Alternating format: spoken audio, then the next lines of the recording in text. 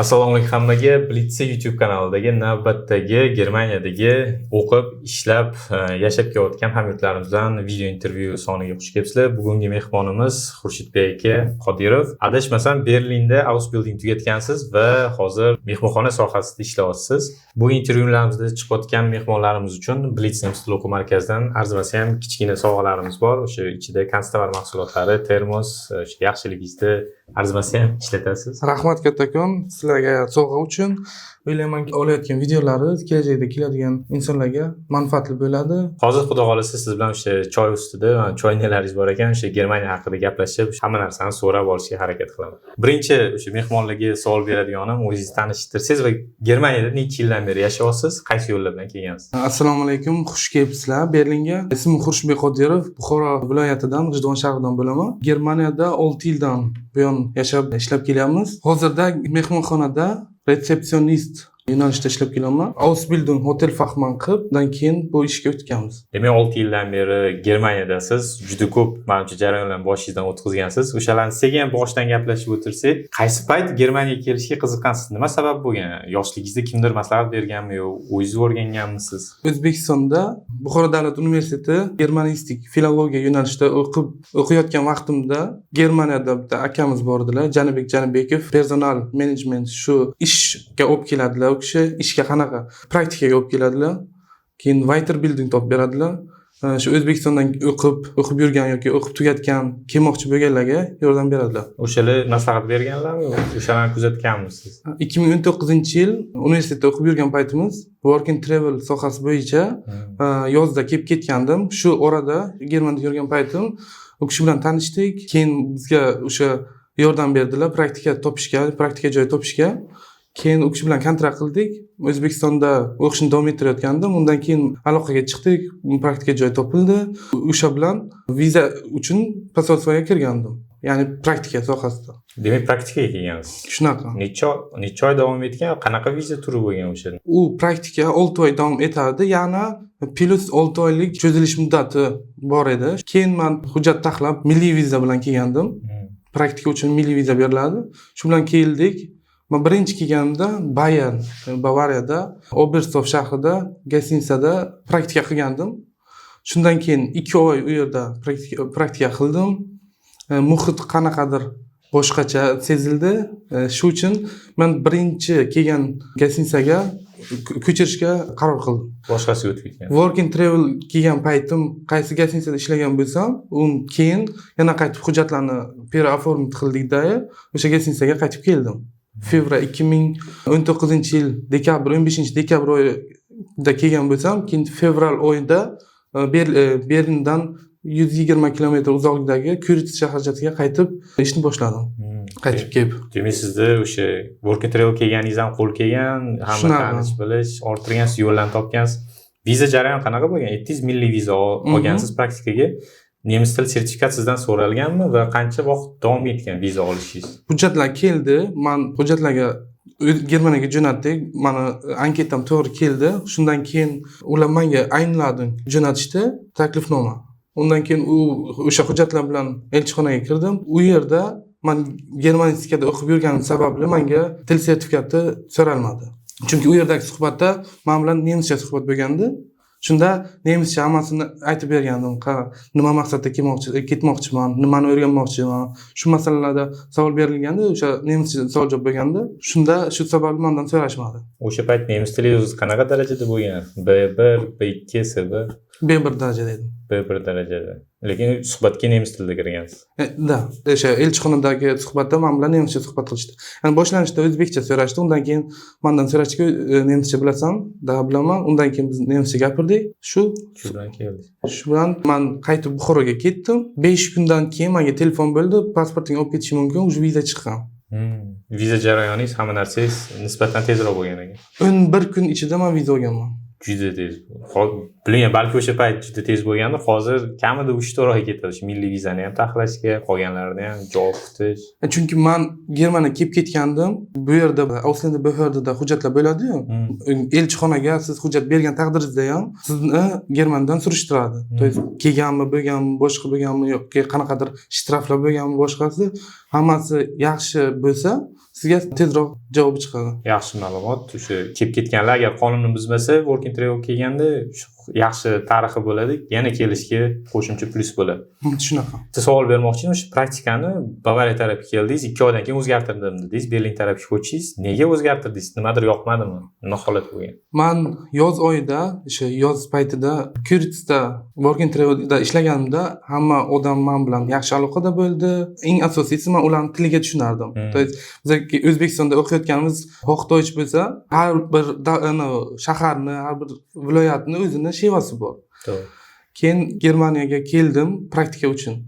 U yerda kutib olishga meni shefim ham chiqdi. Birinchi savoli "Wer bist du?" Kimsan? Kimsan? Ya'ni kimsan? Savolni berdi. Tushundim. Tilda qiyinchilik bo'lgandi. Keyin atmosfera, natur chiroyli edi, juda chiroyli edi. Landshaftlari chiroyli.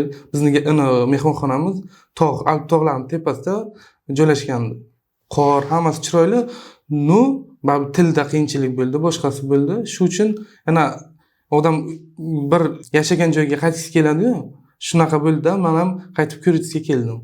Berlin taraflarga qaytgingiz kelgan, chunki Bavariya o'z rostdan ham nemislarni orasida ham o'zini alohida davlat deb hisoblaydi. Biz Shunaqa. nemislar boshqa, biz bavarlarmiz deb aytadi ko'pchilik. Shunaqa. Endi har yerning o'zining dialekti anaqasi bo'lgani uchun gapirish toni bor. U yerda sal grubirroq gapiradi. Bavariyaning ham o'zining dialekti, o'zini milliyligi, o'zini odatlari bor. Umuman boshqacha, o'sha kimdir hayron qolishi mumkin, tushunmasligi mumkin. Berlin taraflarga keldingiz, yangi praktika joyiga keldingiz. O'sha praktikani necha oy o'tdingiz va qanaqa jarayon bo'ldi? Praktikani 6 oy praktika qildim. Chunki bu Bavariyada ishlab yurgan paytim men qaytib bu ishxonamga keldim. Work and Travel'da ishlagan ishxonamga, hotelga keldim. U yerdan kontrakt oldim. Keyin biz uni Arbeitsagentur Kölnga jo'natdik. U yerdan javobini kutdik. 1 oyda javobi keldi, Suzagi, ya'ni ruxsat berildi. Keyin boshqa hujjatlarni taxlab men Brandenburg, Kuritsga keldim. U yerda yana 6 oy praktika o'tadingiz. Shunaqa, 6 oy praktika o'tadim. Praktika o'tagandan keyin O'zbekistonga qaytib ketdingizmi? O'sha vizangiz tugaganda yo boshqa yo'llar bilan o'sha Germaniyada qoldingizmi? Praktika mobaynida men ish beruvchilar bilan, shefiniya bilan yaxshi munosabatda bo'ldik. Undan keyin men Ausbildung boshlamoqchi bo'ldim. Ruxsat berdi, Ausbildung kontrakti ham berdi. Bu yerda gaplashdik. Keyin shu orada men kontraktni hammasini olib, Ausländerbehördega bordim. Ular deyishdi-ku, qonun bo'yicha men qaytib ketishim kerak. To'g'ri. Praktika 6 oy, plus 6 oy aytganimda 1 yilgacha cho'zdirish mumkin. Shu orada karantin boshlanib qoldi. Bu menni bitta plusim, shu karantin menni hisobimga ishladi. Yo'llar yopildi, samolyot uchmadi. Shu uchun majbur bo'ldi menga viza berishga. Ausbildingga viza berishga majbur. Shunaqa. Ausbilding ham xuddi shu ishxonada ishlayotgan joyingizga topshirdingizmi? Shunaqa. Men praktika qilgan joyim, Kuritsdagi praktika qilgan joyimda Ausbilding uchun shartnoma oldim. U yerda 2-kursdan 2-svayterleriyadan boshladim. Chunki men 2 oy u Bavariyadagi, 6 oy bu Kuritsdagi praktikam 8 oy yetardi, opit erfaring yetardi. Shu sababli men 1-kursdan sakrab 2-kursdan boshladim.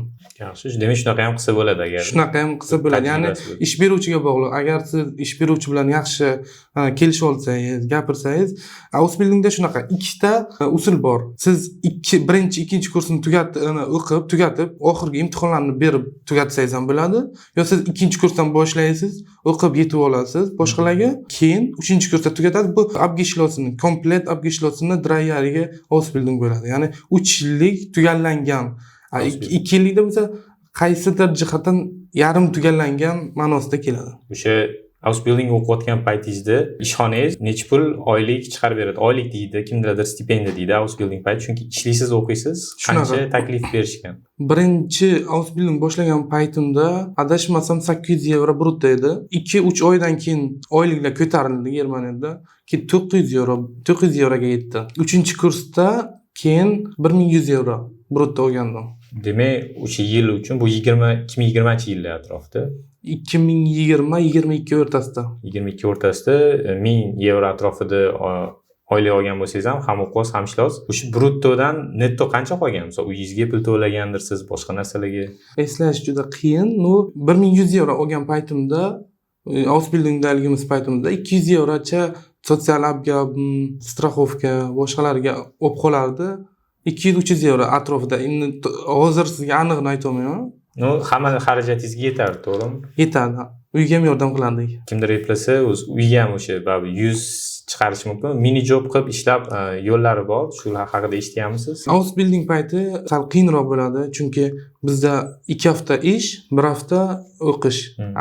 Har viloyatning o'zini o'qish sistemasi bor-ku. Shunga ayrim joylarda blok unterricht deydi. Ya'ni 1 hafta komplet faqat o'qishda bo'lasiz, 2 hafta ishda bo'ladi. Berlinda haftada 2 kun o'qish, maktabga boradi Ausbilding uchun, qolgan kunlar ishda bo'ladi. Biz Brandenburgda 2 hafta ishlardik, 1 hafta o'qishga borardik. Keyin o'qish kerak. Kelganlar o'ylamasin, men keldim, o'qiyman ham ishlayman. Bu yerga agar maqsad bilan keladigan bo'lsangiz, ya'ni siz erta kelajak qurmoqchi bo'lsangiz, Germaniyada tilni yaxshi bilish kerak, qilayotgan ishini o'rganish kerak odam. Misol uchun har bir ishga kirishdan oldin o'sha sistemani o'rganish kerak. Menda kelganimda qanaqa bo'ldi? Men keldim, Ausbilding boshladim-ku.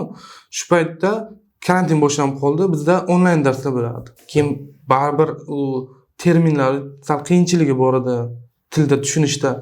Men ishlagan joyimda, men o'qishni boshlagan paytim endi tugatgan, ya'ni fresh, toza tugatgan kollegamiz bor edi. U menga yordam berardi. Bizni ish beruvchimiz bizga alohida shunaqa soatlar qo'yilgandi. Ya'ni haftada bizda bir kun ishlamasdik. Gastnitsa komplet yopilgan bo'lardi-da. Ruitag deydi nemis tilida. O'sha kunda alohida biz chaqirardi meni, keyin u tugatganni. Qayerda tushunmovchiliklar bo'lardi, qayerda tushunmagan joylarim, qayerda yordam kerak bo'lsa, alohida o'qirdik biz. Demak, 2 hafta ish, 1 hafta o'qish bo'lgan. Ba'zi Ausbildinglarni eshitganman, misol 2 oy davomida ishlaydi, keyin 2 hafta o'qiydi. Aytganingizdek, hamma viloyatda, hamma joylarda ishxonaga qarab har xil bo'ladi. Ya'ni har bir viloyatning o'zining o'qish sistemasi bor. Shu sababli har xil bo'ladi. Aytganimda Berlinda boshqa, Brandenburgda boshqa, Bavariyada boshqa, Köln, har endi qaysi viloyat, qaysi shahar, endi har joyda har xil. O'sha sizni Ausbildingiz mini job qilishga ruxsat berarmidi shartnomada? Ishlashingiz mumkinmidi o'sha payt? Mini jobga so'ramaganman, chunki mini job muhtojlik sezmaganim. U paytda men o'qishga, chunki men 2-kursdan boshlaganman-ku. Shu sababli men yetib olishim kerak edi boshqalarga. Ko'proq o'qigan. Ko'proq o'qishim kerak edi. Yetib oldim. 2-kursni ham tugatib oldik. Orada 2-kursdan keyin Civision Proofing bo'ladi, ya'ni ekzamen bo'ladi.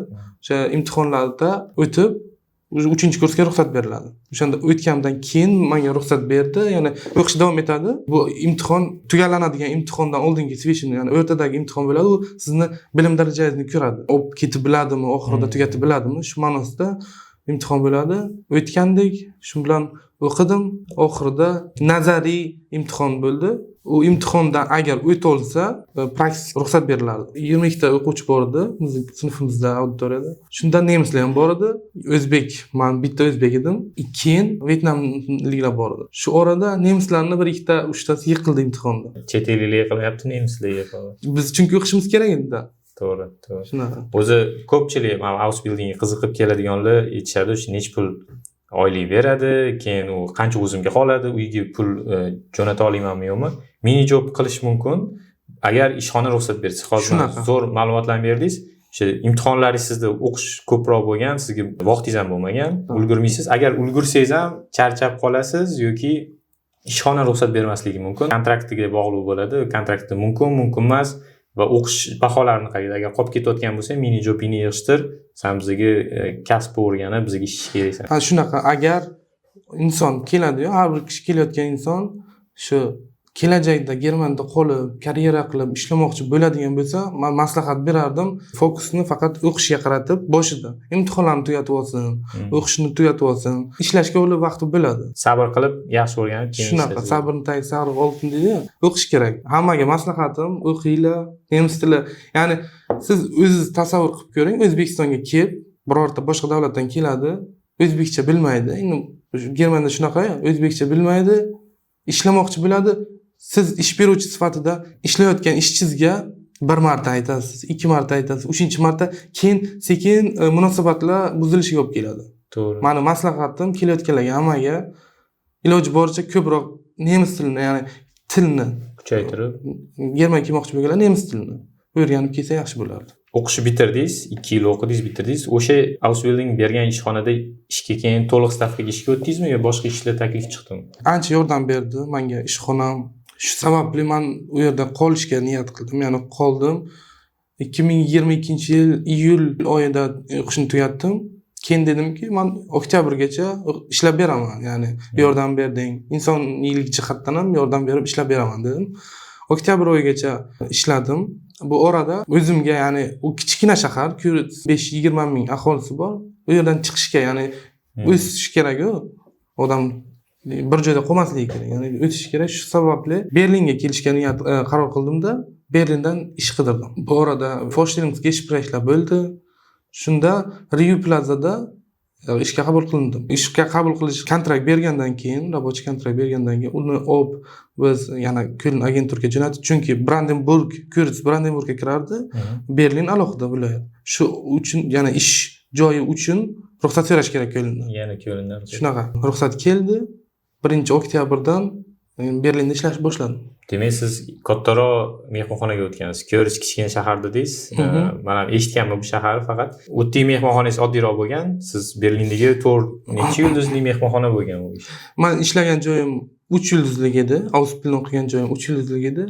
Kichikroq mehmonxona edi-da. Shu sababli, ya'ni u familien betrieb edi. U yerda xotini bilan eri ishlatardi.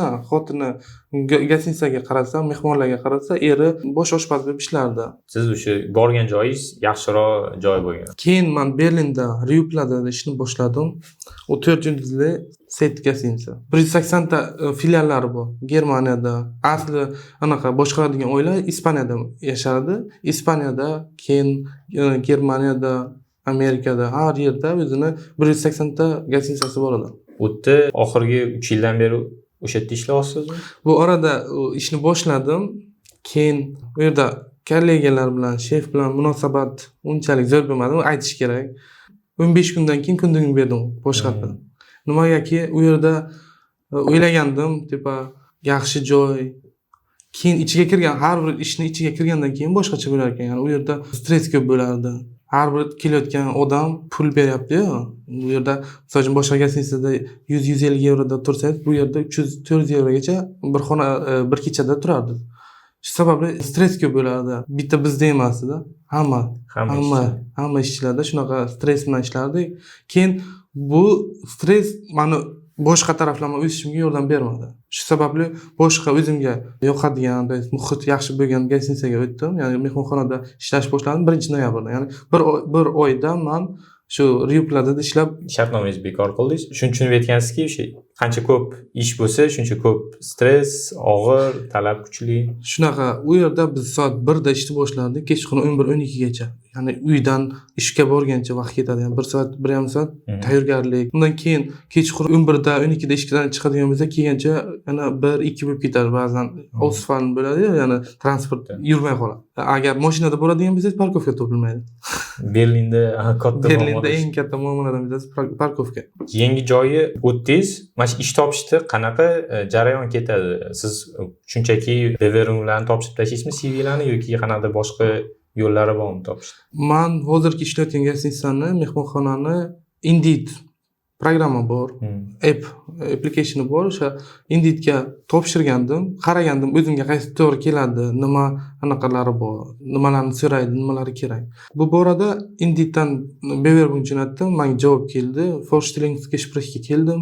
Suhbatga keldim. Suhbatga kelganda ish beruvchi men bilan yaxshi muomalada bo'ldi. Keyin menga shu orada va'da berdiki, tipa orada bizada mitinglar bo'ladi yoki xohlasang seni jo'natamiz qayergadir o'qimoqchi bo'lsang, shu sohada yana rivojlanmoqchi bo'lsang, borib o'qib kelsang ham kurslarga jo'natishimiz mumkin deb.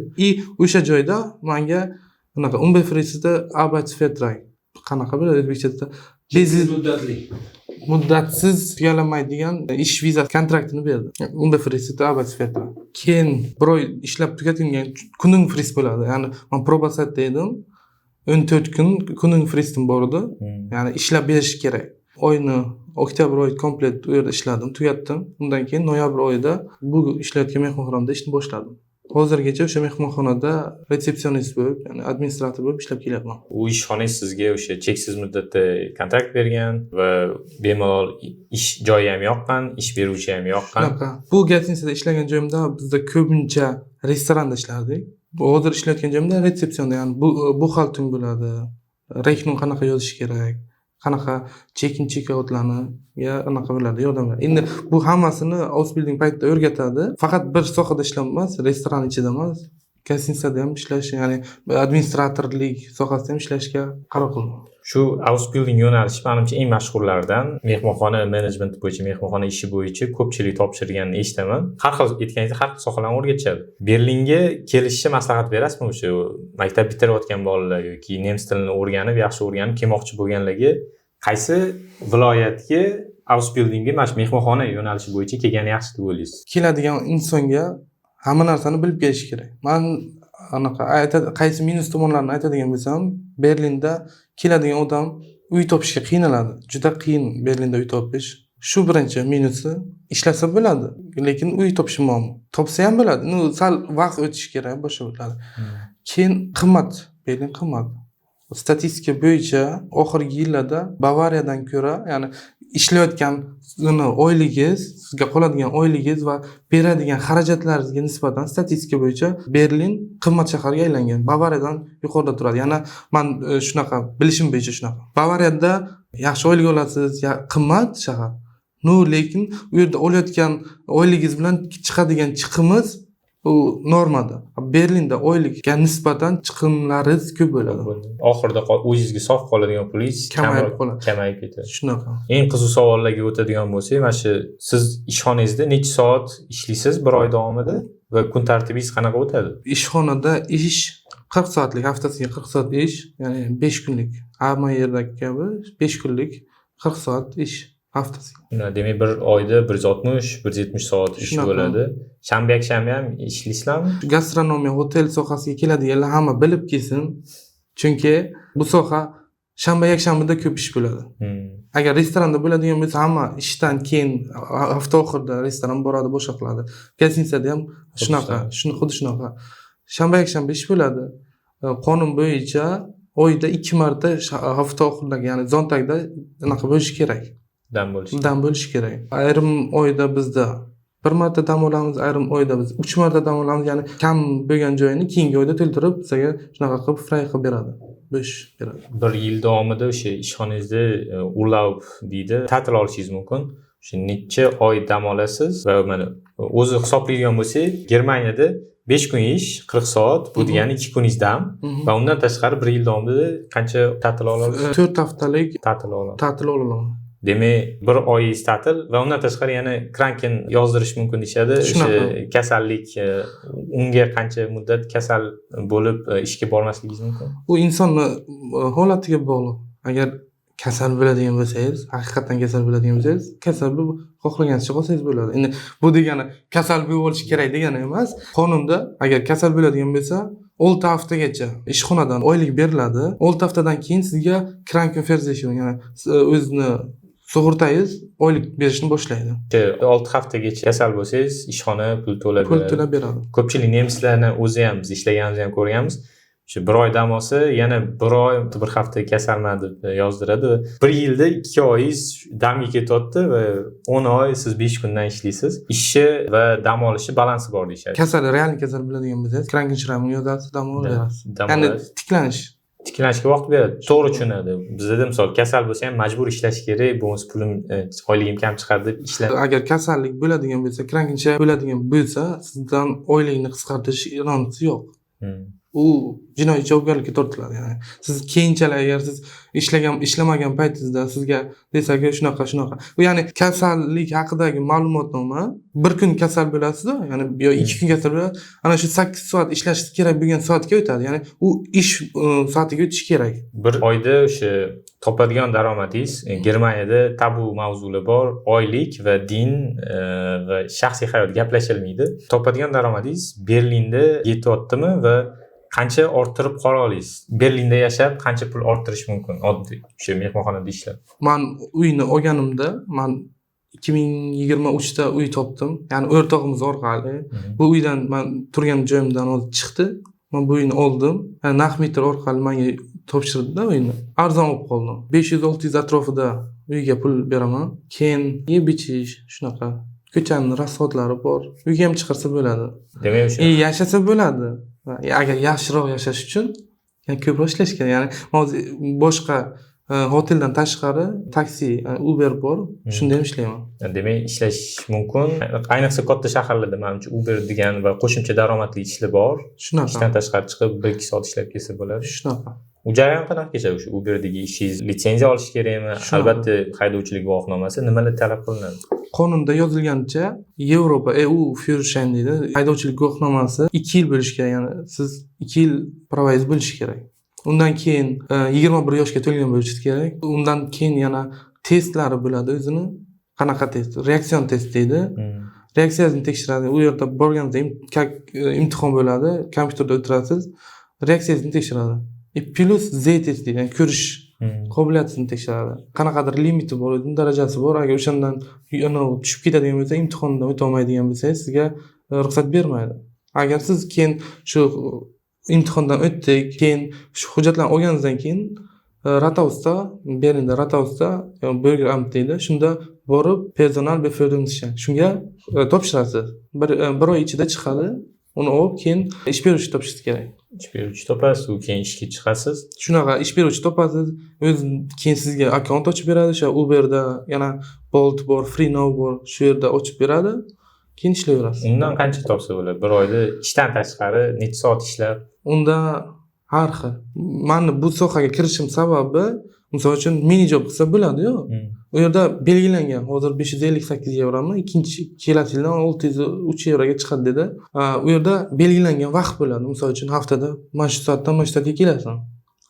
Men ishlayotgan u taksi Uberda qanaqa bo'ladi? U yerda fleksibel, ya'ni o'zingiz xohlagan paytda endi ish beruvchi bilan gaplashiladi. Bitta mashinada 2 kishi ishlaydigan bo'lsa, sherigingiz bilan kelishib, o'sha paytlarda ishlasangiz bo'ladi. Deyta 1,5 ming euro ishlasa bo'ladi. O'sha mini jobni ko'pchilik aytadi, men house building kelaman yoki ishlasam ham yana mini job qilib yana ko'proq pul topaman deydi. Lekin odam fizik tarafdan juda charchab qoladi agar mini job qilsa, sababi ishdan chiqib uyga kirib almashtirib yana mini job vaqtlari belgilangan, yana 3 soatga chiqish kerak, keyin uxlash kerak. Shunaqa joylar bor. Bu aytayotgan ishlaringizda sal o'sha flexible deganingizdek shanba dam kunlari yoki boshqa kunlar harakat qilsa. Boshqa kunlar ishlasa bo'ladi. Harakat qilsa. O'zi aytganda ishdan keyin chiqib ishlasa bo'ladi. Endi uni ish beruvchi yoningizdagi sherigingiz mashinada haydaydigan ikkinchi haydovchi bilan gapirib, anaqa qilib olinadi, kelishib olinadi. Mehmonxonadagi ishingiz haqida gaplashsak, o'sha ishda kim asosan hamkasblaringiz nemislarmi yo chet ellik fuqaroliklarmi va ish jarayoni o'z muhit qanaqa, jarayonlar qanaqa kechadi? Ishxonada bizani ish beruvchimiz egasi nemis. Undan keyin bizada birinchi obersti shef bor, ya'ni egasi bor. Undan keyin direktor, shefiniya bor. U bilan gapiriladi. Kollegalar bizada nemislar ham bor, vyetnamliklar bor, ausbildung qiladiganlar bor. Keyin o'zbeklar ham bor, ya'ni bitta o'rtog'imiz bor. Siz mehmonxonangizda demak yana bitta o'zbek bola bor, ya'ni o'rtamiz ishlaydi. Ular ham ausbilding qiladimi yo bitirib ishga kirganmi? U kishi ishlaydi. O'zbekistonda o'sha mehmonxona yo'nalishini tugatgan. Bu yerga u kishi ham ausbilding qilib keldi. Orada o'zini diplomini anerkenning qildida ishga kontrakt oldi. To'g'ridan-to'g'ri ishga kontrakt olgan. Tajribalarini tasdiqlattirganlar, shunaqa diplomlarni tasdiqlattirib to'g'ri ishga o'tib ketganlar. Yaxshi ma'lumot. O'sha ko'pchilik bilmaydi ham. Agar diplomingiz bo'lsa, nemis tilingiz bo'lsa, to'g'ridan-to'g'ri Germaniyaga ishga kelsa bo'ladi. So'raladigan darajasi bor. Elchixonaga kiradiganingizda Fachkraftga, ya'ni ishchi vizasiga topshiradigan bo'lsangiz, o'zini talablari bor. Qaysi darajada tilni bilishingiz kerak? Til diplomingiz bu yerda o'tadimi, yo'qmi? O'tadimi? Ya'ni anerkening bo'lganmi, yo'qmi? Shunga qarab sizga ish beradi. Viza olsa bo'ladi shunaqa. Germaniyaga 6 yil bo'ldi kelganingiz. Germaniyaga kelishingizdan oldin, hozir agar yana qaytib keladigan bo'lsangiz, nimani o'zgartirgan bo'lardingiz? Nimalarni o'sha 6 yil oldin va hozir nimalarni o'rgandingiz? Ko'proq tilni o'rgangan bo'lardim yana. Boshida kelganda bilardim nemis tilini. Baribir qiyinchilik bo'lardi-da. Undan tashqari nimalarga balki kasb o'rganib kelarmidingiz? Kasbni o'rganib kelish qanaqa bo'ladi? Bu yerda kelib o'qiydi odam. Baribir yana o'rganasiz. Asosiysi men keladiganlarga maslahatim agar Ausbilding keladiganlar tilni o'rgansin. O'zi qaysi yo'nalish yaxshi deb o'ylaysiz? Ausbilding kelish arziydimi yo bakalavrga kelgan yaxshimi yo magistraturaga kelgan yaxshimi? Siz eshitgan, bilgan tajribalaringizdan. Institutga keladigan bo'lsangiz, sizda shperkonta bo'ladi, hammaning sharoiti har xil. Misol uchun ayrimlar shperkonta qo'yib biladi, qo'ya olmaydi. Bu birinchi masala. Bu blok account 12 ming, 13 ming yevro atrofida muzlatilgan pul qo'yadi. Chunki bu yerda yashash kerak, yashash uchun o'sha puldan olib ishlatiladi-yu. Va keyin til sertifikati so'raladi. C1 kerak institutda, ayni ayrim institutlarda, universitetlarda B2 bilan ham oladi, ayrim joylarda C1 oladi. Agar Ausbildingga keladigan bo'lsa, unda blok shot so'ralmaydi, blok account so'ralmaydi. Chunki bu yerda keladigan ish bor sizda. Yani oy daromadingiz bo'ladi. Sizdan so'radigani sug'urtangiz bormi? Sug'urta shunaqa. Tilni B1 daraja Ausbildingga keladiganlarga B1 daraja yetadi. Bizni paytimizda unaqa so'ralmagan, sertifikat so'ralmagan, hozirdalarga majburiy qilib qo'ydi. Hozir o'sha B1 darajani ham talab kuchli bo'lgani uchun butun dunyodan kelayotgani uchun B2ga ham chiqarishyapti. Yaxshiroq bilgan insonni olishga harakat qilishyapti. Bakalavr bitirgan mutaxassis va Ausbildingni bitirgan mutaxassisni oyliklari qanchalik farq qiladi? Katta ahamiyat rol o'ynaydimi o'sha bakalavr bitirdi, mehmonxona boshqaruv bo'yicha va Ausbildingni bitirdi. Nima deb o'ylaysiz? Qanchalik farqi bor?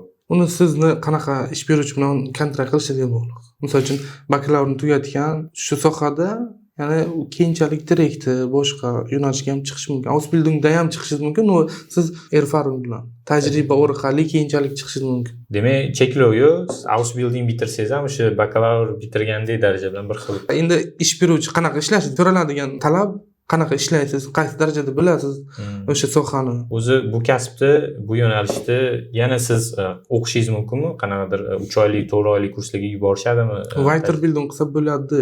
Shekilli, uni ham bilmayman, aniq bilmayman. Lekin ishxona o'zi taklif beradimi ishchilariga? Masalan, men bu yo'nalish bo'yicha tajribani orttirib keldim.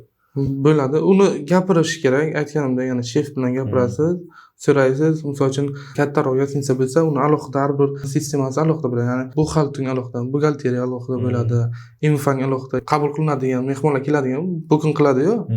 O'sha uchun alohida sohasi bo'ladi. Ya'ni o'sha kasbni o'rganmoqchimi desangiz, o'rgatishim. Ha, siz misol uchun resepsiyonda ishlaydigan bo'lsangiz, siz lekin o'tadigan bo'lsangiz, buxgaltering bilim kerak-ku.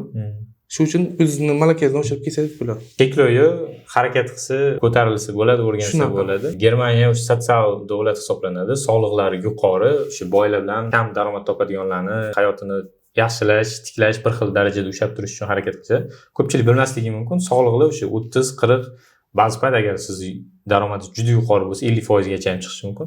Sizni ishingizda ham soliq to'laysiz, necha foiz taxminan soliq to'laysiz? Soliq demaylik buni. Ya'ni beriladigan summa 33%, oyligini 33%. Uni ichida daromad solig'i, undan keyin sug'urta, undan keyin pensiya uchun pensiya fond, shunaqalar kiradi, hammasi bo'lib 33% ni tashkil qiladi. 33%, demak o'sha agar siz uylansangiz yoki boshqa holatlarda klasslari bor, o'zgartirib, kimlardir pasaytiradi. Agar uylanadigan bo'lsa, daromad solig'i kamaytiriladi. Faqat daromad solig'i kamaytiriladi, boshqasi kamaymaydi. Soliq sug'urtaga bir xil summa ketaveradi.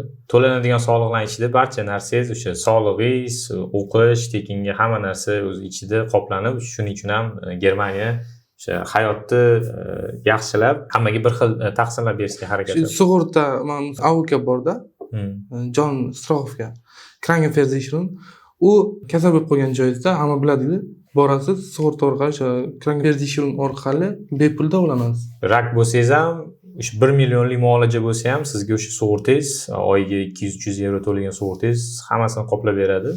Shu plus tomonlari bor. Soliqlar katta bo'lgani bilan shuning ichida sizga kerak paytda qo'l keladi, davlat o'sha yordam beradi. Kelmoqchi bo'lganligi nimaga ahamiyat berishga, qaysi yo'nalishlarni tanlashga maslahat bergan bo'ladi? Meni maslahatim keladiganlarga, birinchi o'zi maqsad qilish kerak yoki o'zi tanlash kerak, qaysi sohada o'qimoqchi.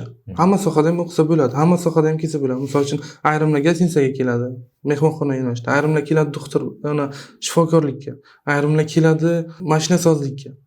Odam men shu yildagi, misol uchun 2022 dan beri ishlab keladigan bo'lsam, shuni anglab yetdimki, odam o'zi ishlaydigan joyda yaxshi ishlash kerak, yaxshi ko'rish kerak ishini. Albatta. Ya'ni sevib ishlash kerak. Bo'lmasa stress bo'ladi, yoqmaydi, ishga borish yoqmaydi, shu orqali ishga ishtiyoqi o'ladi. Keladiganda aniq maqsad qilish kerak. Shu sohada ishlaymanmi? Endi kelajagi bormi? Bu bir kelajakda misol uchun odam hozir biz yoshmiz, xohlagan sohani o'qisak bo'ladi. Lekin agar shu sohani yaxshi ko'rib o'qiydigan bo'lsa, kelajakda ham oila quradi odam. Farzandli bo'ladi. 30-50 yoshga kirganda ham kelajakda shu sohada ishlab bilamanmi degan savolni qo'yish kerak. Misol uchun retsepsiyonda yoshingiz kattaroq bo'lsa ham ishlayveradi. Hozir mehmonxonada ham. Lekin restoranda sal qiyinroq bo'ladi. Ayrimlarga yoqadi shu 50 yoshda kimgadir xizmat qilish, ayrimlarga yoqmaydi. Boshqa sohalarda ayrimlar bor, o'qiydi, mashinasozlikda. Shunda o'zini kelajagini ko'rib biladi. Agar shuni ko'rmoqchi bo'lsa, talablari sal boshqacharoq, sal qiyinroq bo'lishi mumkin. Qanday qiyin? Til bo'yicha qiyin bo'ladi. Shularni bilib kelsin, maqsadini qo'ysin, qaysi yo'nalishga bormoqchi, qaysi sohada o'zini kelajagini ko'radi, shuni bilib olsin, keyin tilni yaxshilasin, imkoniyat ko'p. Eng to'g'ri maslahat ham shu. Ko'pchilik kommentariyada o'qiganimda ham yoki suhbatlarda aytishadi. Farqi yo'q qaysi sohaga, shu Germaniyaga Ausbildingga borolsam bo'ldi deydi, lekin kelgandan keyin yoqmagan ishni ishlagandan keyin juda katta stress bo'ladi. Ko'pchilikni ko'rganmizda, masalan, faqat u o'zbeklar emas, nemislar ham. Ayrimlar insonlar o'qishni boshlaydi, 1 yilcha, 1,5 yildan keyin ishlagisi kelmay qoladi, tugatib ketadi. Bu o'zini Lebenslaufda salbiy ta'sir ko'rsatadi odamlarga. Qanaqa? Bu sizga savol berish mumkin. Sen gasinsa yo'nalishda o'qigansan, 1,5 yil o'qigansan, mehmonxona yo'nalishi. Lekin tugatgansan, to'xtatgan, abbreyshin deydi, tashlab ketadi. Nimaga shunaqa qilgansan? Effektivni ko'rinish uchun shu bitta sohada ishlash kerak. Endi bitta sohada ishlash kerak emas, bitta sohani tanlash kerak. O'zi kelajakda nima qilasan? O'zi inson savol berish kerak o'ziga. Nima qilmoqchisan? Shundan sen o'zing kelajagini ko'rasanmi? Keyin o'sha ish paytida sen maroq, ya'ni o bilasan, maroqlanasanmi? Shularni savol beradi o'ziga o'zi. Ha, yoqadi, bitta sohani tanladim desa, keyin tilni o'rganadi, olib kelaveradi. Germaniyada 6 yildan beri yashayapsiz. O'sha Germaniyadagi pluslari, hayotni o'zini pluslari va minuslari O'zbekistonga solishtirsak, qanaqa jihatlarni o'zingiz uchun anglab yetdingiz, tushunib yetdingiz? Avvalambor ota-ona sog'inchi. Musofirchilikda yurganimizdan keyin uydagilarni ko'rgisi keladi, yoniga borgisi keladi. Shu birinchi minusi deb o'ylayman. Keyin bu yerga kelgandan keyin har xil qiyinchiliklar bo'ladi. Ayrim shunaqa vaqt bo'ladiki, finansiy tomondan minus bo'ladi, boshqa tarafdan minus bo'ladi. Aytganimdek, Berlinga keladigan bo'lsa, yoki kattaroq shaharga keladigan bo'lsa, uy muammo bo'ladi. Keyin kollegalar bilan shularni bilib kelish kerak. Keladigan minuslarga birinchisi ota-ona sog'inchi, uydagilarni. Keyin har xil O'zbekiston ma'rakalari ko'p, to'y bor, janoza bor, boshqasi bor. Shularda qatnasha olmaysiz. Atrofingizdagi odamlarning munosabati, siz bu yerga keldingiz-ku, ya'ni bu Germaniyaga keldingiz, siz bir kishisiz. Oldin misol uchun O'zbekistonda uyingiz nimadir bo'ladigan bo'lsa, yoningizda turadigan odamlar bo'ladi. Bu yerda siz bir kishisiz. Faqat o'zingiz ko'z javob berasiz.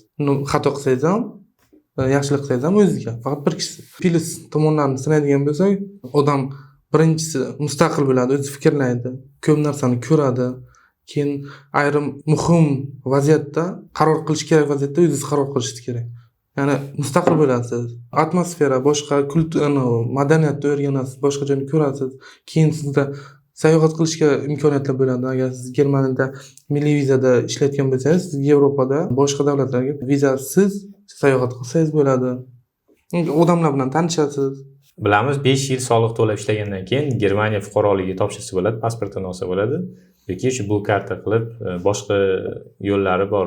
5 yildan keyin qonun bo'yicha topshirsangiz bo'ladi. Uni o'ylab ko'rish kerak. Ko'rayotgan insonlarga men uchun qiziq savol bo'lishi mumkin. Germaniyaga kelayotganda qaysi shahar tanlash yaxshi deb o'ylaysiz? Katta shahar Berlinga o'xshagan yoki Myunxen, Frankfurtga o'xshagan shaharlarni tanlagan yaxshimi yoki kichkinaroq shaharlarga birinchi kelib moslashgan yaxshimi? Mani fikrim, men o'zimni tajribamda, men kichkina shaharga kelganman. Nimagaki Ausbildingga keladiganingizda oyligingiz unchalik ko'p bo'lmaydi. To'g'ri. Kelayotgan hozirgi qanaqa oylik oladi, maoshlar bilmayman. Plus minusini aytib ketaman. Agar kichkina shaharda uy joy arzon bo'lsa, ikkinchi ish qilishga unov bo'lmaydi. Agar ishlamoqchi bo'ladigan bo'lsa, imkoniyat kam bo'ladi. Katta shaharlardan farqi kichkina shaharlarda muloqot, odamlarning munosabati sal iliqroq bo'ladi. Berlinda 4 milliondan ko'p aholi yashaydi. Shu sabab har xil odam bor. Bilib bilmaydi nima bo'ladi.